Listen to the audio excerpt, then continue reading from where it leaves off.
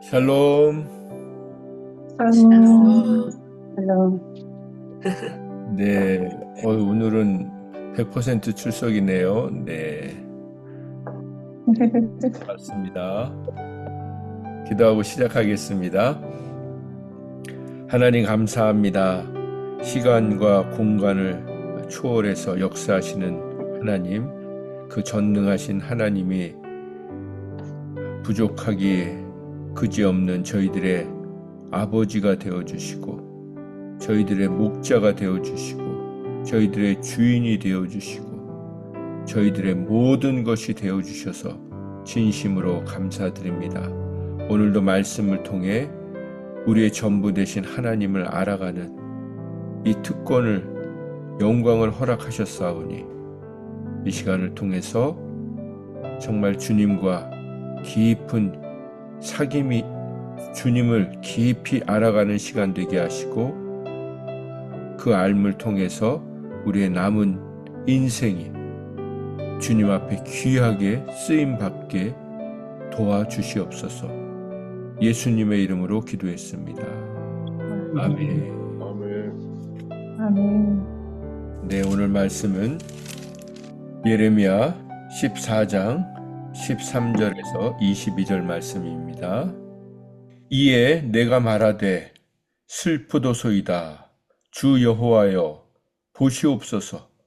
선지자들이 그들에게 이르기를 너희가 칼을 보지 아니하겠고 기근은 너희에게 이르지 아니할 것이라.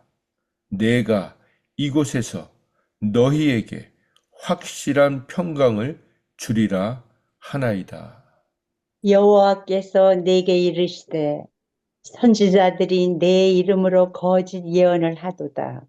나는 그들을 보내지 아니하였고 그들에게 명령하거나 이르지 아니하였거늘 그들이 거짓 계시와 점술과 헛된 것과 자기 마음의 거짓으로 너에게 예언하는도다.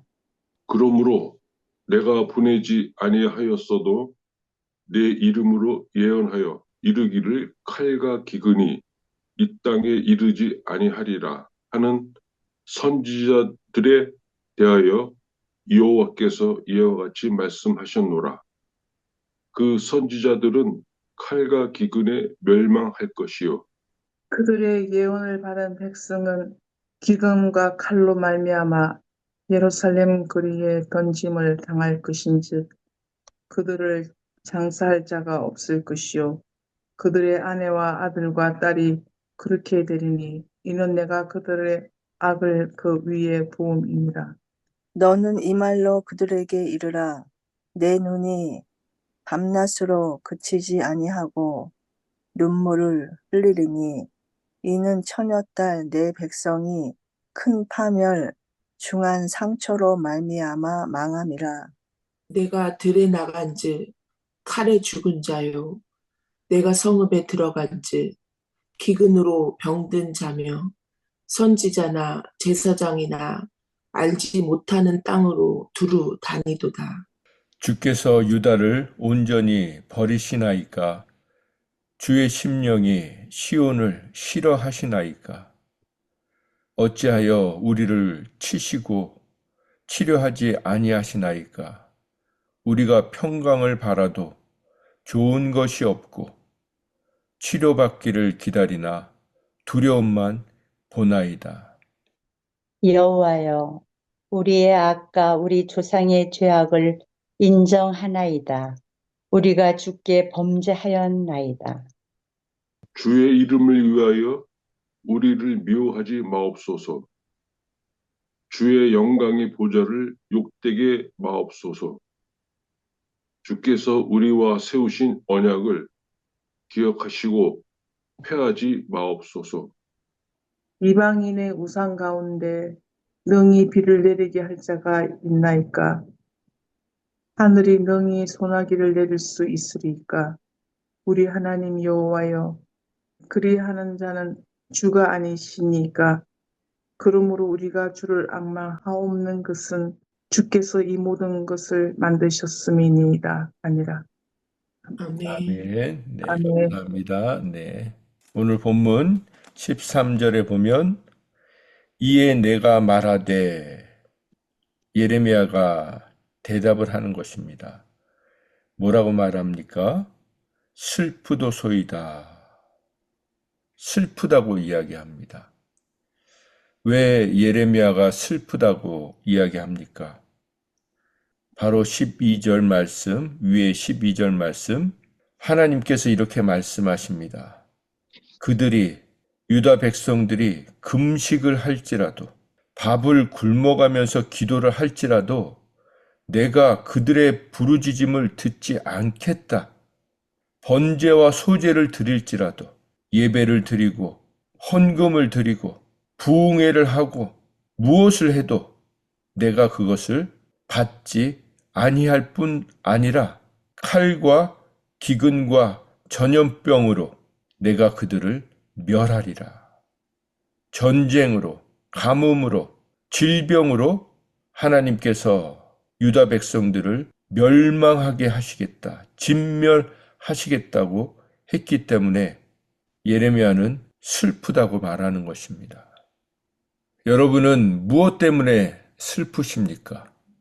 때론 무엇 때문에 기뻐하십니까? 우리 대부분의 사람들은 상황 때문에 기뻐합니다. 환경 때문에 슬퍼합니다. 사람 때문에 기뻐하고 때로는 슬퍼합니다.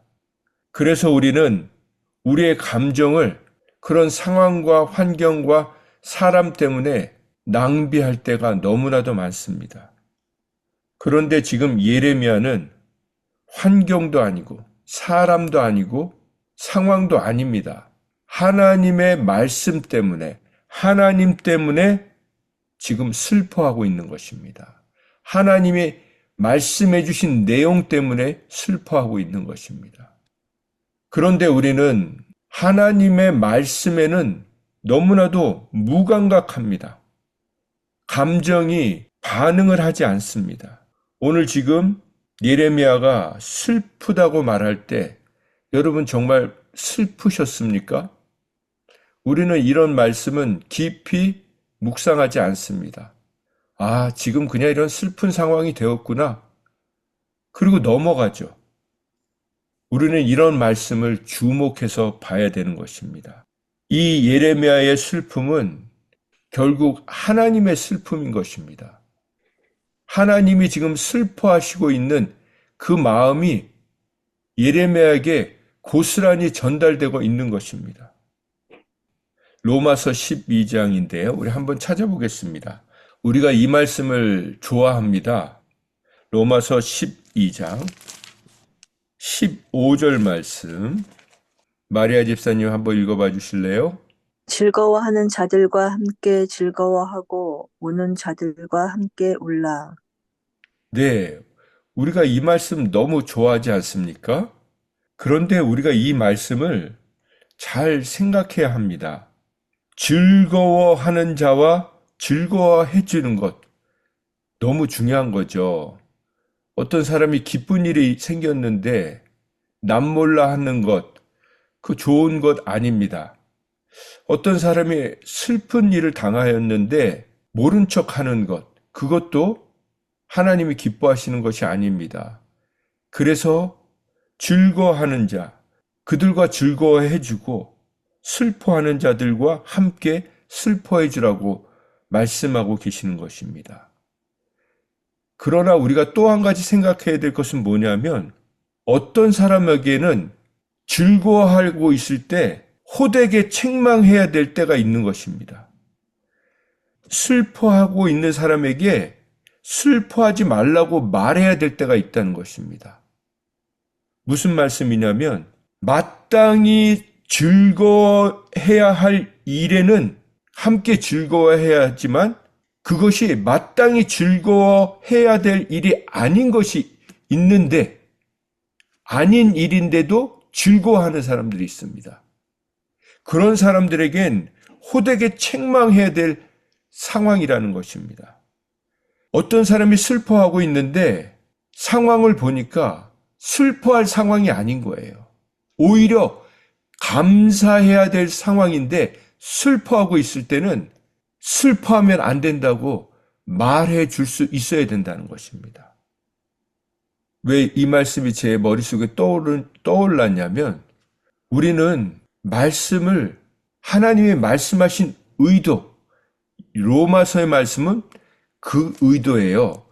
남들이 즐거운 일이 생겼을 때 배 아파하지 말고 함께 즐거워해 주라는 거예요. 남이 아파할 때 그걸 외면하지 말고 그 아픔을 같이 나눠주라는 거예요. 그런데 그만큼 중요한 게 뭐냐면 이 아래 위에 있는 말씀들이에요. 우리가 시간이 없어서 다 못 보는데요. 14절부터 보면 너희가 너희를 박해하는 자를 뭐 하라고 합니까? 축복하라고 하잖아요. 축복하고 저주하지 말라고 합니다.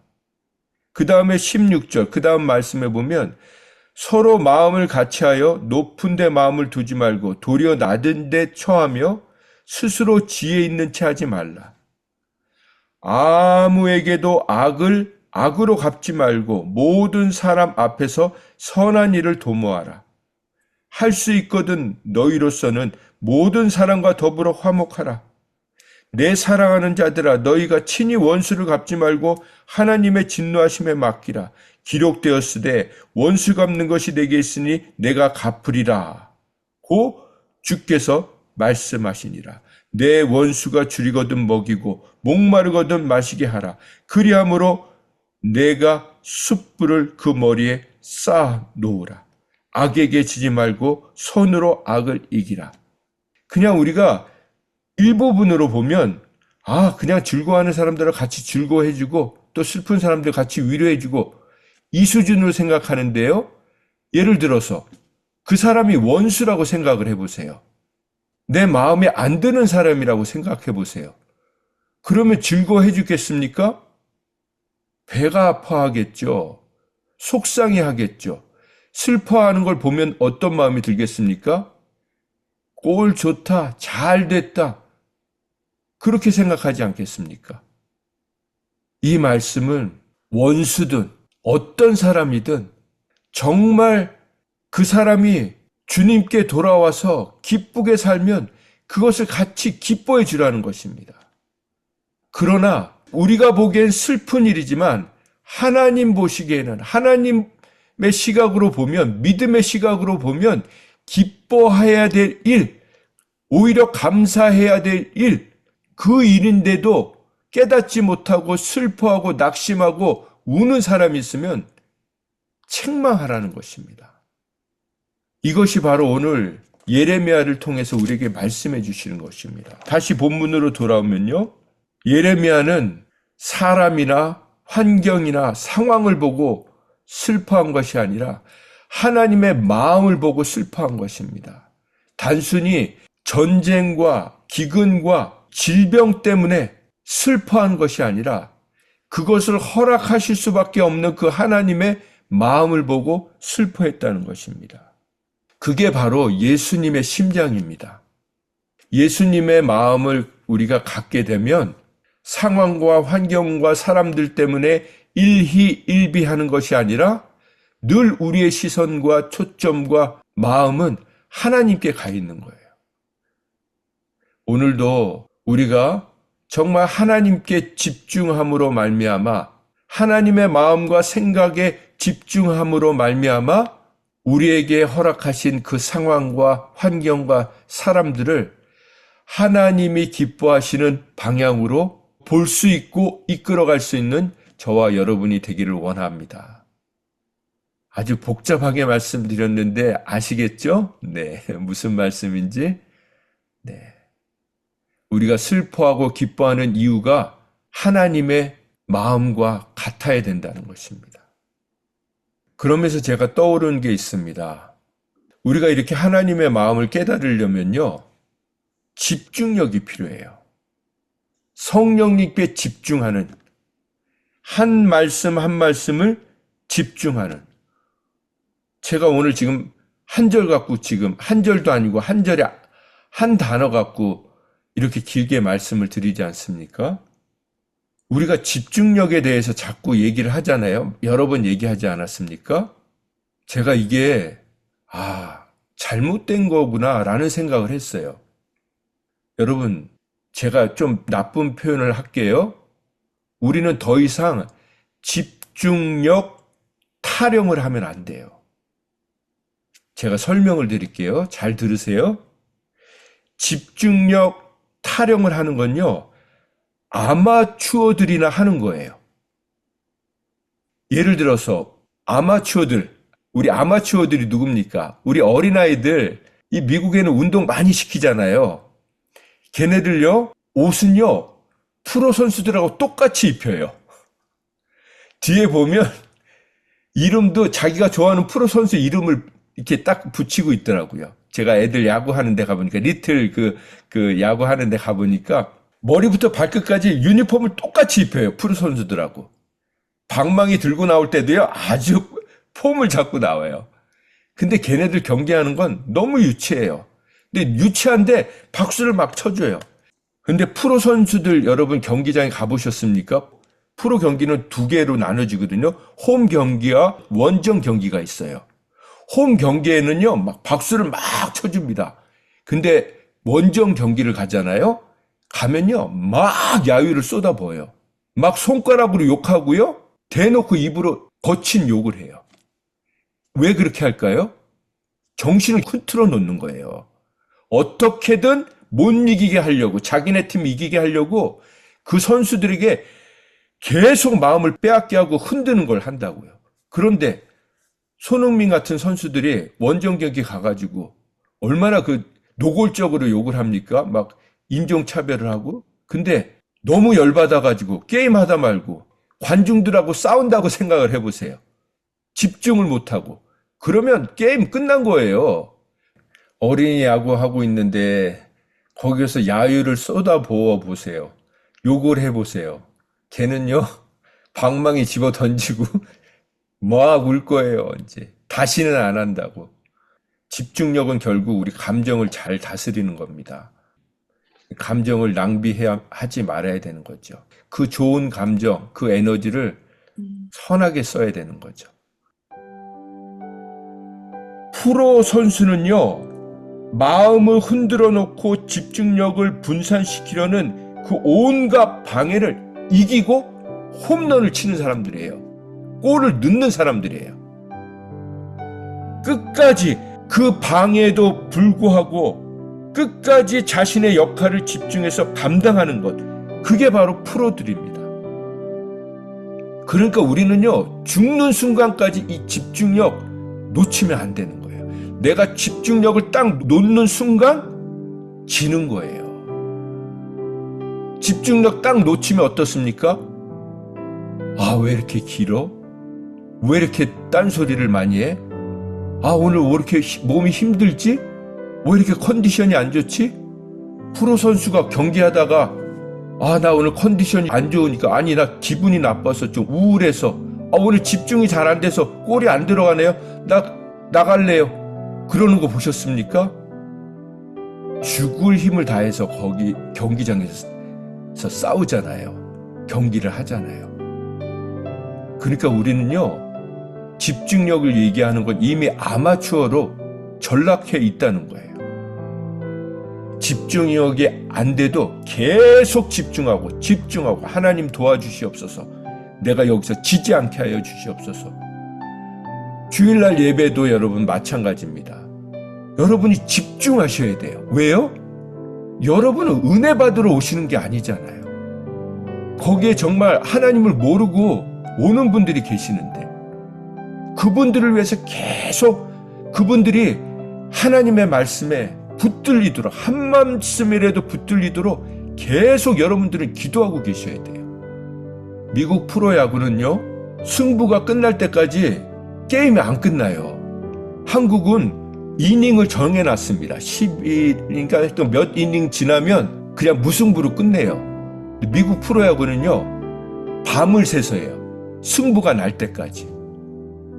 제가 아는 목사님은 사역을 시작하면, 물론 모든 사역이 그렇다는 건 아니에요. 어떤 사역들은 시간을 제한할 수 없는 사역들이 있어요. 생사를 가르는 사역들이 있다고요. 그러면 그런 사역은 7시간, 8시간이 지속이 돼요.